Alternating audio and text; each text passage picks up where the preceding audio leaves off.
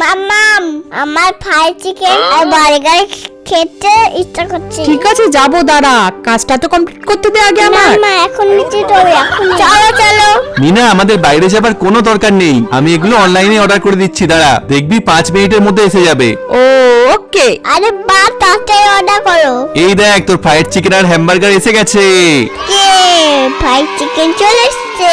না এখন না, আগে তো দাদাকে তো আসতে দে, তো দাদা এক্ষুনি এসে যাবে। ততক্ষণ তো এগুলো ঠান্ডা হয়ে যাবে, ঠান্ডা হয়ে গেলে খেতে ভালো লাগবে না। তুই আমাদের ফ্যামিলির রুল ভুলে গেলি, সবার জন্য ওয়েট করে তারপর খেতে হয়। দাদির জন্য একটা রেখে দেবো। ওফ, না, একে আজকে উচিত শিক্ষা দিতে হবে।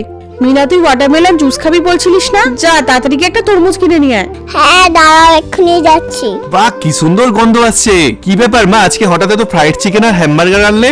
আর বলিস না, তোর বোন ফ্রাইড চিকেন আর বার্গার খাবে বলে মাথা পাগল করে দিচ্ছিল। এটা আমি ওয়াটারমেলন নিয়ে চলে বাহ, ফ্রাইড এসেছি। চিকেন আর হ্যামবার্গারটা দারুণ টেস্টি ছিল। হ্যাঁ তোমার সব খেয়ে নিলে, আমার জন্য একটু লাগলে না। ওয়েট করলে ঠান্ডা হয়ে যেত না, ওই জন্য খেয়ে নিলাম। আর ঠান্ডা হয়ে গেলে খেতেও ভালো লাগতো না।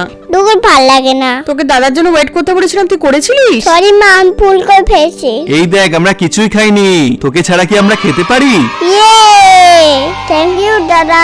এই তো সবাই এসে গেছি, নে এবার খাওয়া শুরু কর। হ্যাঁ বন্ধুরা, তোমরা যদি পরিবারের সবাই একসাথে মিলে খেতে পছন্দ করো তাহলে একটা লাইক করে দাও।